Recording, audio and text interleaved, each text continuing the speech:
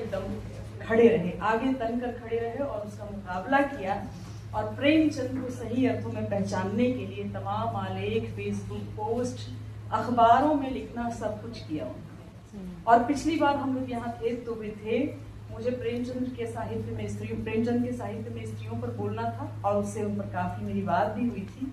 तो मैं बैठे बैठे उनको याद कर रही थी, उनको भी हमें, मुझे लगता है कि ये सभागार है और ये दिन भी है। और आज का विषय हमारा है प्रेमचंद के ही संदर्भ में सांस्कृतिक आंदोलन, उसकी चुनौतियां। जैसे कि नलिन जी ने स्पष्ट कर दिया है और थोड़ा आसान भी कर दिया है मेरे लिए, हालांकि ये बहुत जटिल, थोड़ा लेयर्ड विषय है। प्रेमचंद के साहित्य पर और भी बातें होंगी और साथी बैठे हुए हैं ज़्यादा बेहतर बता पाएंगे, तमाम कहानियां, उपन्यास, उनके लेख, नाटक और भी चीजें। तो लेकिन सांस्कृतिक चुनौतियां जब बात आती है तो उस पर मैं थोड़ा सोचती हूँ। बहुत समय ज़्यादा नहीं देती, लेकिन 15 मिनट चलेगा ना, उसी हिसाब से मैं समझने की कोशिश करूंगी। तो बहुत सारे आयाम है प्रेमचंद के, कहाँ से शुरू करें और कहाँ से खत्म करें और कैसे इसको बांध करके छोटी सी ही बात सही लेकिन ज्यादा स्पष्ट तरीके से रख पाए, या जो भी हम कहना चाहें आप तक पहुंचा पाए। तो सांस्कृतिक चुनौतियां में चुनौतियां शब्द भी है, सांस्कृतिक भी है और प्रेमचंद तो है ही। और अभी बताया, साथी रेशमा ने भी बताया और एक साथी बोल गए हैं, कोई साथी बोल गई थी, उन्होंने भी काफी बातें उसमें कही कि आंदोलन शब्द इसमें एक आता है। लेकिन सबसे पहले अभी नलिन जी ने कुछ इशारे किए हैं, उसी से मैं बात अगर लेती हूँ तो ये समझना होगा कि संस्कृति क्या है। बहुत वक्त नहीं लूंगी कि आपको लगे कि बहुत एकेडमिकली अब संस्कृति पर मैं बात करनी चाहिए, लेकिन ये कहने से पहले कि आम जनता की संस्कृति या हमारी संस्कृति या भारतीय संस्कृति या तमाम संस्कृति, ये कह देने से कई बार काम नहीं चलता। आज तो बिल्कुल ही नहीं चलेगा। अभी बोल गए हैं साथी कि अब कौन सी व्यवस्था चलती है, आर्थिक व्यवस्था चलती है, अभी बोल गए हैं। तो संस्कृति भी अपने आप में एक नहीं होती है। एक तो बहुत सारी संस्कृतियां होती हैं, लेकिन बहुत सारी संस्कृति के साथ साथ एक संस्कृति भी होती है। अब ये दोनों का अपना एक तालमेल है। आप देखिए कि पूंजीवादी समाज में जहां हम अभी काम कर रहे हैं, हम जीवित हैं इसमें, वहां पर मोटे तौर पर दो संस्कृतियां हैं। एक मेहनतकश आम आदमी की संस्कृति और एक सत्ताधारी की संस्कृति। दो संस्कृतियां दिखती हैं। हम जब आसानी से बोल देते हैं हमारी संस्कृति, तो हमें इस चीज को रेखांकित करना होगा कि सत्ताधारी की संस्कृति वो किस संस्कृति की बात करता है और हमारे ऊपर उसको काबिज करता है, उसको लादता है। और एक आम आदमी, आम जनता, मेहनतकश की भी संस्कृति होती है और मध्यवर्गीय जनता की भी अपनी संस्कृति होती है। यहाँ तक कि अगर आप देखेंगे तो किसान जो भूस्वामी है, उससे जुड़े हुए जो भूमिहीन किसान हैं, मजदूर हैं, दस्तकार हैं, उनकी भी अपनी अपनी अलग संस्कृति है। और ये कहाँ से बाइफरकेट होती है? जो समाज जिस तरह का उत्पादन करता है, आप लोग जानते ही होंगे, और उसके संबंध जिस तरह के होते हैं, वैसी संस्कृति डेवलप हो जाती है। एक जमाने में ऐसा था, और आप देखिए कि इसके साथ ही साथ इन इतनी भिन्न भिन्न संस्कृतियों के बावजूद उसमें एक एकता है। वो एकता क्या है? आप देखिए पूरे विश्व भर में जो साहूकार जमींदार होगा, उसका चरित्र लगभग एक जैसा मिलेगा। चाहे वो अमेरिकी साहूकार जमींदार रहा होगा, भारतीय रहा होगा, किसी और देश का रहा होगा, लेकिन उसका चरित्र एक तरह का होगा। और उसके अंडर में काम करने वाला भूमिहीन मजदूर जो होगा, या छोटा किसान, या और भी जो मेहनतकश जनता, उसका चरित्र आपको एक जैसा दिखाई देगा। तो तमाम चरित्र के बावजूद उनमें एक एकता है। पूरे विश्व के सत्ताधारियों को पोषित करने वाले हैं, जो व्यवस्था है, उनकी संस्कृति एक है और उनके विरुद्ध एक संस्कृति है, वो मेहनतकशों की संस्कृति है। और जाहिर सी बात है कि हम यहाँ हैं मेहनतकशों की संस्कृति पर। में से बहुत सारे लोग मेहनतकश समाज से आए होंगे, लेकिन हम एक दूसरे वर्गों से भी आए होंगे।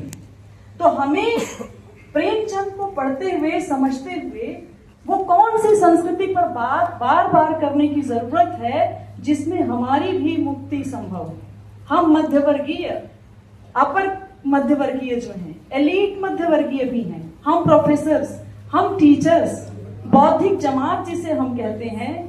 प्रेमचंद बार बार उन्हें कहते हैं कि इंटेलेक्चुअल वैनगार्ड। अगर आपने इतनी सारी पढ़ाई, इतनी सारी चीजें कर रखी हैं, तो आप किस संस्कृति को पोषित पालित करते हैं, किस संस्कृति को आगे बढ़ाते हैं? सत्ताधारी की संस्कृति या मेहनतकश की संस्कृति? और ये ठीक ठीक न मालूम होने की वजह से कई बार अलग अलग तरीकों से हम सत्ताधारी की संस्कृति को प्रचारित प्रसारित करने लग जाते हैं। ऐसा लगता है कि ये संस्कृति हमारे ही समाज से निकली हुई संस्कृति है, लेकिन वो होती नहीं है। और इसको बहुत अच्छे तरीके से ग्रामशी ने बार बार लिखा है कि किस तरह संस्थाएं हमेशा डंडे के जोर पर या बलपूर्वक ही नहीं आपको अपनी संस्कृति आरोपित करती है, बल्कि आप खुद ब खुद जाने अनजाने आपको लगता है कि जो बताया गया है वही हमारी संस्कृति है और यही हम बरसों से करते आए हैं।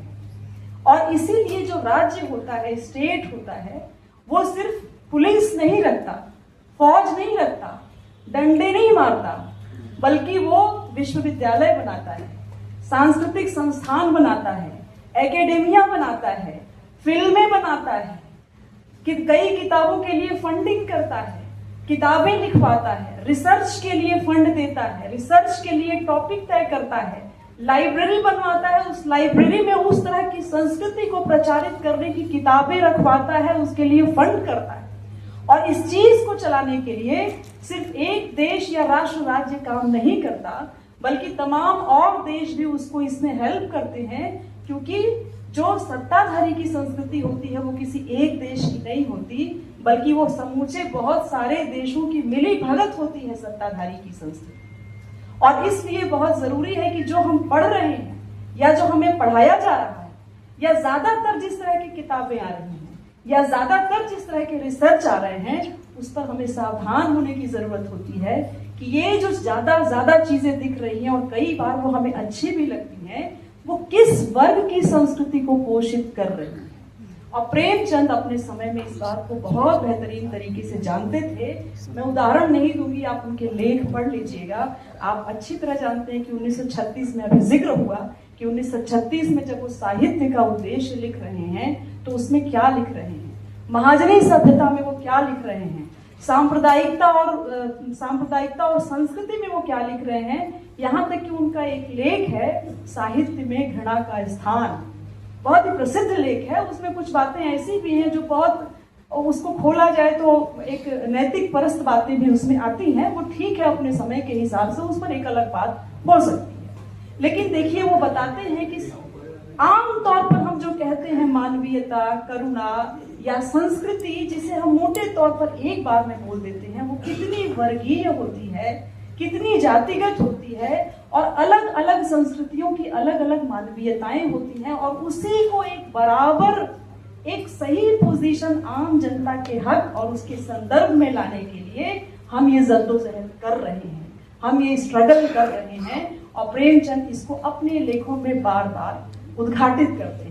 जैसे उसमें मुक्तिबोध की एक कविता है, और मुक्तिबोध उसमें ठीक मुझे वो पंक्ति नहीं याद है, लेकिन उसमें वो यही कहते हैं कि कर सकते हो इतनी घृणा कि कर सको प्रेम, कर सकते हो इतनी घृणा कि कर सको प्रेम।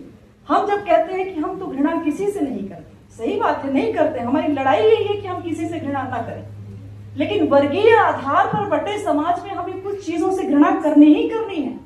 अगर हम उससे घृणा नहीं करते हैं तो हम सही मायने का प्रेम, सही मायने का समन्वय, सही मायने का लोकतंत्र, सही मायने की समानता नहीं ला सकते हैं। इसलिए ये मध्यवर्गीय और ये जो सत्ताधारियों की जो भाषा है कि हम सही मायनों का, हम ये जो लोकतंत्र है, ये यही असल लोकतंत्र है। हम आप देख रहे हैं ना कि किस लोकतंत्र के बावजूद क्या हुआ, क्या हो रहा है, कैसा लोकतंत्र है, और इसे कहां तक आगे बढ़ाकर इवॉल्व करके विकसित करके कहां तक ले जाने की हमारी जद्दोजहद है।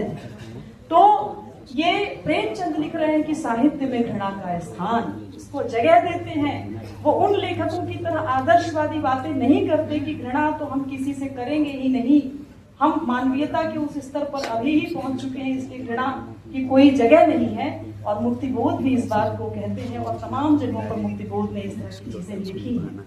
तो ये संस्कृति पर जब बात आती है तो मैं एक मोटे तौर पर ये भूमिका रखना चाहती हूँ कि हम जब संस्कृति पर बात करेंगे तो मोटे तौर पर ये हमें पता होगा कि संस्कृति के तमाम लेयर्स हैं और वो हमारे उत्पादन से जुड़े हुए हैं। जैसे मैं बनारस से आती हूँ, बनारस बुनकरों का एक बड़ा गढ़ रहा है, कपड़ा उद्योग का, गारमेंट सेक्टर का। और वहां पर जो बुनकर थे, एक समय दस्तकार थे, कलाकार थे, और वो अपने आप को हुनरमंद कहते थे और हैं भी। लेकिन धीरे धीरे जितना उनका पलायन है, देखिए जब वो हुनरमंद थे, कलाकार थे, तब उनकी संस्कृति थोड़ी दूसरी थी। वो एक साथ एक कैसे रहते थे, कैसे उस साड़ी को बनाने के लिए प्लान करते थे, और उनके बच्चे उसमें सीखते थे। एक घर में ही वो एक चीज थी, और वो काम से एक अपनापन था जो सामंती परिवेश में था। मैं ये नहीं कह रही कि सामंती परिवेश बड़ा अच्छा था, उसकी अपनी समस्याएं थी, लेकिन वो एक साथ मिलकर काम करने की और कला को आगे बढ़ाने की जो चीज थी, पूंजीवाद ने उसको कैसे तोड़ा, बनारस का ही उदाहरण दे रही हूँ आपको। और प्रेमचंद ने इसको अपनी कहानियों में किस किस तरीके से उभारा है, ये भी आपको बताऊंगी। तो वहां से पलायन तेजी से हो रहा है, सूरत, बेंगलोर, इन जगहों पर ज्यादातर पलायन हो रहा है, और वो दस्तकार, कलाकार, हुनरमंद मजदूर में तब्दील हो रहे हैं। अब आप देखिए, एक बड़ा बुनकर है, एक मझोले दर्जे का बुनकर है, और एकदम एक मजदूरी की कगार पर पहुंचा हुआ या मजदूर बन गया बुनकर है, जो सूरत जाता है तो दिहाड़ी में काम करता है। उसकी समस्या ये है कि हम तो कलाकार लोग थे और हम दिहाड़ी पर काम कर रहे हैं, और ऊपर से मशीनें इतनी ज्यादा आ चुकी हैं कि अब उसको उस तरह का कलात्मक काम उसके हाथ में है भी नहीं। वो बटन लगा रही हैं स्त्रियां जो हैं, और पुरुष भी, या लेस लगा रहे हैं, या कोई और काम कर रहे हैं। उनको अपने काम से ही पराया कर दिया गया है, अलग कर दिया गया है, और वो मजदूर हो गए हैं। तो देखिए, संस्कृति जड़ चीज नहीं है, संस्कृति कैसे गतिशील चीज है। और समाज में जैसे जातियां अलग अलग किस्म की पहले हुआ करती थी, और वो जातियां विलुप्त होते होते दूसरी जातियों में तब्दील हुई। जब पानी नहीं था तो पानी भरने वाली एक जाति होती थी, आज नल है, हैंडपंप है, तो पानी भरने वाली जातियां किसी और रूप में गतिशील तरीके से बदल गई। तो ये बदलाव जातियों और वर्गों में होता रहा है, पेशों में होता रहा है। इसलिए हमें ये ध्यान रखना होगा, हम जो अपने को बौद्धिक समझते हैं, मानते हैं और जानते हैं कि जो कामगार वर्ग है, जो मेहनतकश वर्ग है, जो इस इकोनॉमी को चलाता है, जो इस व्यवस्था को बुनियादी तौर पर चलाता है, उसके साथ खड़े होकर ही हम अपनी मुक्ति का रास्ता बना सकते हैं। वो हम उसके ऊपर एहसान नहीं कर रहे हैं कि वो अपने को मुक्त कर लेगा।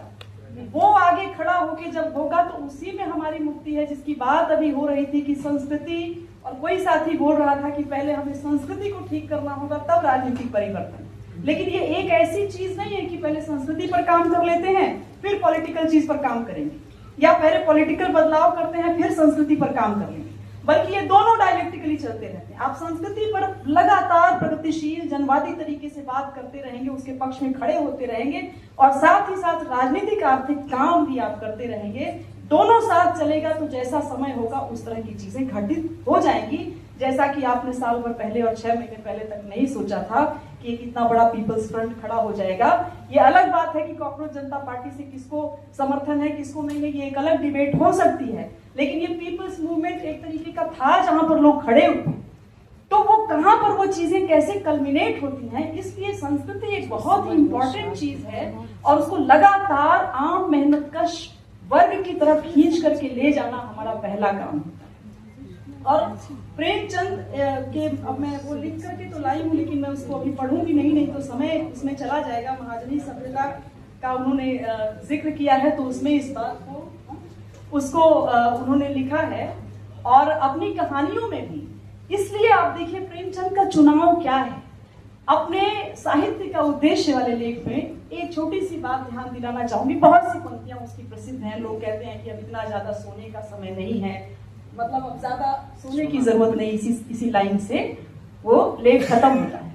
लेकिन बात उसमें एक कहते हैं कि अब हमें ऐसे संगठन को बनाने की जरूरत होगी। अभी कोई साथी बोला ना कि यथार्थवाद की तरफ उन्होंने साहित्य को मोड़ दिया। सभी जानते हैं एक जर्नी रही है उनके पूरे साहित्य की, और यथार्थवाद की तरफ जब वो मोड़ते हैं तो वो उसी लेख में एक बात कहते हैं कि आजकल वस्तु स्थिति को सिर्फ प्रकट कर देने का चलन बहुत आ गया है। तो वस्तु स्थिति एक तो वो खुद यथार्थवादी है, लेकिन वो वहां इस बात को डिबेटेबल तरीके से बताते हैं कि सिर्फ जो देखा है उस वस्तु स्थिति को प्रकट कर देना, लिख देना कोई यथार्थ नहीं है। उसमें जो कॉम्प्लेक्सिटी होती है इंसान की प्रकृति के साथ इंसान की, या इंसान बनने की प्रक्रिया, संस्कृति के बनने की प्रक्रिया, संस्कृति किसी एक ने तो नहीं बनाई, वो तो लंबे समय से, आदिम समय से आज तक बहुत सारे लोगों के योगदान से संस्कृति बनी है। उसकी परिस्थिति से, कोई रेत में रहता है, कोई नदियों के किनारे रहता है, कोई बर्फ में रहता है, कोई किसी परिस्थिति में रहता है, उस हिसाब से उसका विकास हुआ, उसका खान पान हुआ, उसके तीज त्योहार बने, उसकी संस्कृति विकसित हुई। और संस्कृति एक ही बार नहीं हुई, वो बदलती रही। जैसा कि मैंने आपसे कहा कि अगर बनारस का एक दस्तकार जो है, एक बुनकर जो है, सूरत जाकर के मजदूर हो जाता है, तो जो बनारस में उसकी संस्कृति आज से 50 साल पहले, 100 साल पहले थी, सूरत में जाकर उसकी संस्कृति बदलने लग जाती, बदलनी पड़ती है। इसलिए मनुष्य का यथार्थ किस किस तरीके से बदलता है, इसको प्रेमचंद ने उसमें लिखा। और इसीलिए वो अनुभववाद, कि हम जो चीज सिर्फ देख लेते हैं, वो एक स्तर हो सकता है कि हमने किसी चीज को देखा और प्रकट कर दिया, लेकिन सिर्फ उतने ही स्तर पर हमें संतोष नहीं है। ऐसा प्रेमचंद कि सिर्फ किसी चीज को यथास्थिति जो देखा उसको लिख दिया, जो अनुभव किया उसको लिख दिया, हमारा साहित्य इतने से संतोष नहीं पाता है।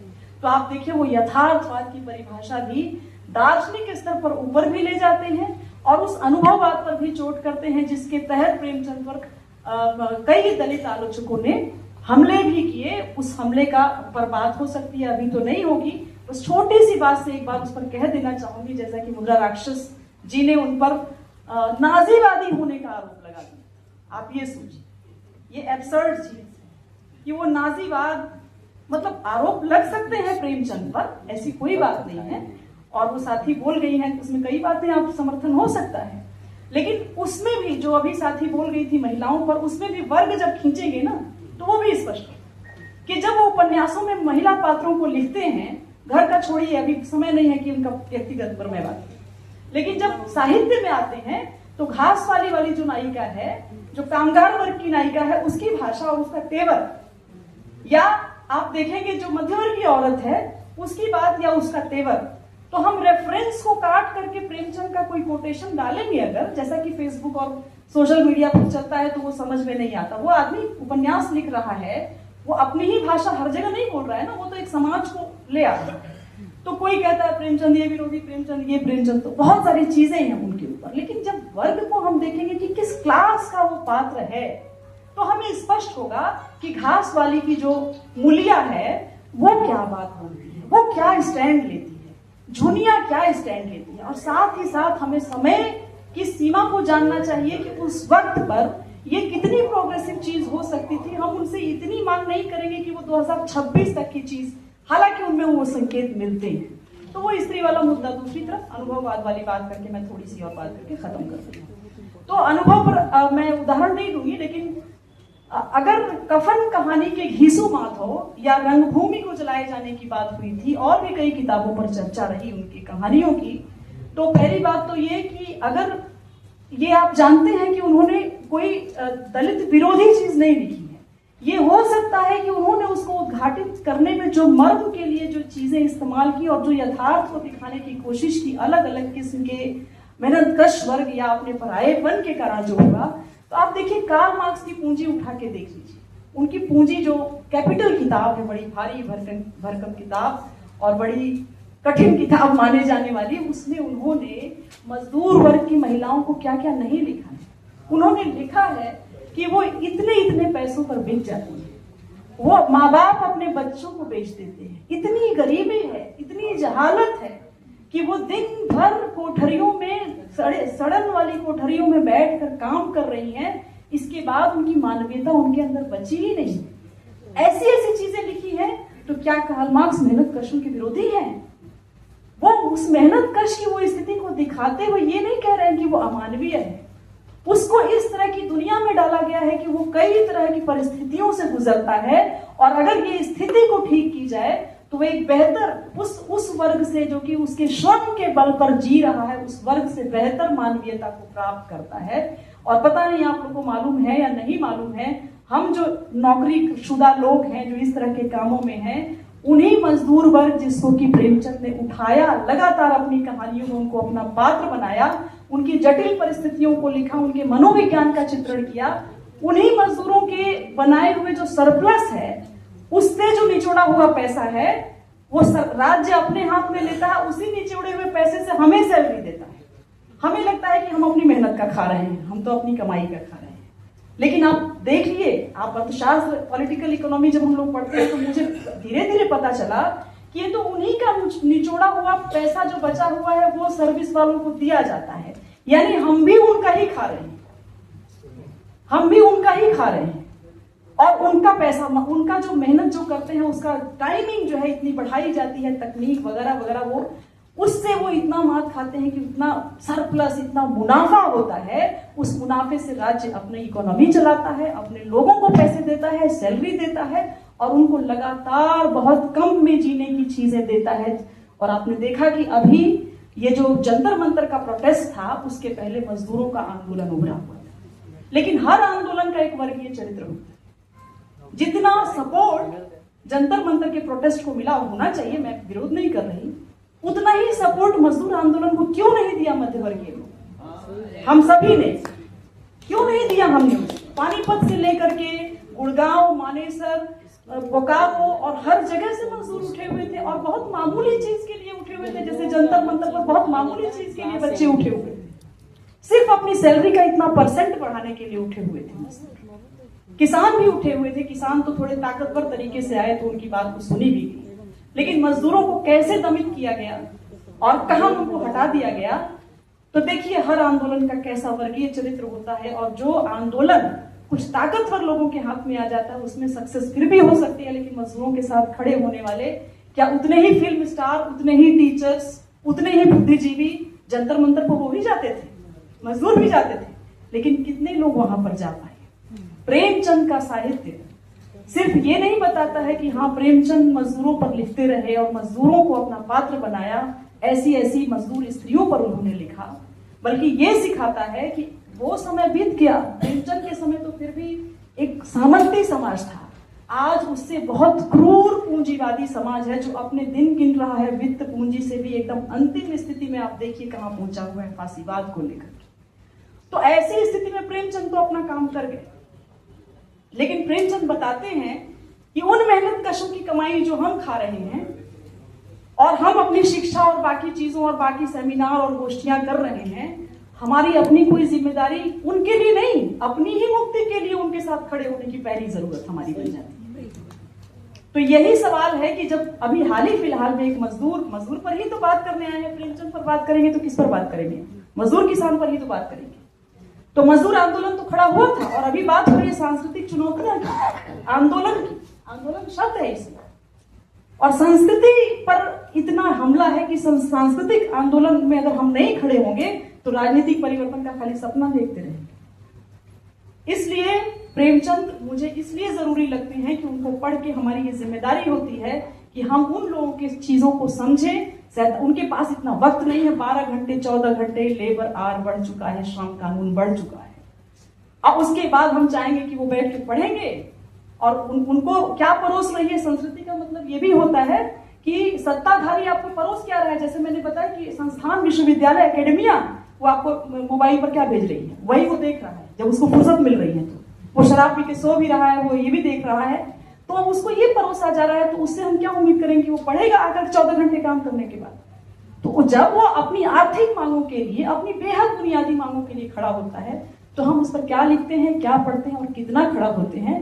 प्रेमचंद का साहित्य हमको ये बताता है कि बौद्धिक वर्ग का काम क्या है, लेखक का काम क्या है, और संस्कृति को पीछे से पुश करने के लिए लेखक की कितनी जरूरत है, खासतौर से मजदूर, महिलाओं और जो हमारे यूथ हैं, युवा हैं, जो आगे इस संस्कृति को ले जाएंगे। नहीं तो हम क्या उनको संस्कृति उसको देखिए। एक लास्ट बात थोड़ी सी कि देखिए, जब 70s और 60s के दशक में आंदोलन जिंदा जैसे भी थे, मजदूर यूनियन जिंदा थे, आंदोलन जिंदा थे, तब आप देखिए सिनेमा पर क्या असर था। साहिब लिखा करते थे, अपना हक संग दिल जमाने से छीन पाओ तो कोई बात बने, सर झुकाने से कुछ नहीं होगा, सर उठाओ तो कोई बात बने। साहिब लिखते ना, पॉपुलर सिनेमा में लिखा जा रहा है।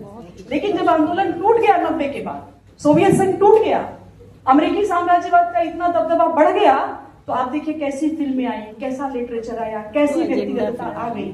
इसलिए समाज में आंदोलन का बने रहना बहुत जरूरी है। आंदोलन बना रहता है तो साहित्य, संस्कृति, सिनेमा में अभी मैं एक वीडियो पोस्ट करूंगी, आपको दिखाऊंगी। कॉमरेड कपल वो कहता है कि बच्चे गा रहे हैं, रैप सॉन्ग की तरह गा रहे हैं कि कॉफी डेट छोड़ो, मेरे साथ प्रोटेस्ट में आओगी क्या?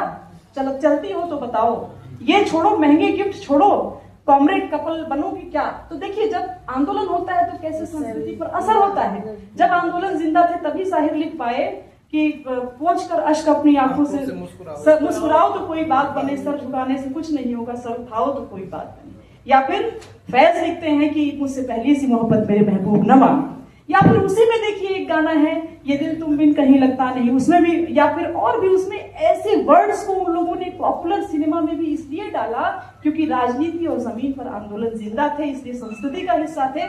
आज जब 90 के बाद वो नहीं रहा हिस्सा, आज शायद संभव है कि संस्कृति का हिस्सा बनाने की फिर से जरूरत पड़ी है, क्योंकि ये जो नए बच्चे आए हैं उनके लिए हमने कोई विकल्प नहीं छोड़ा है और वो शायद इस बात को धीरे धीरे अपने विकल्प को ढूंढने की कोशिश करेंगे।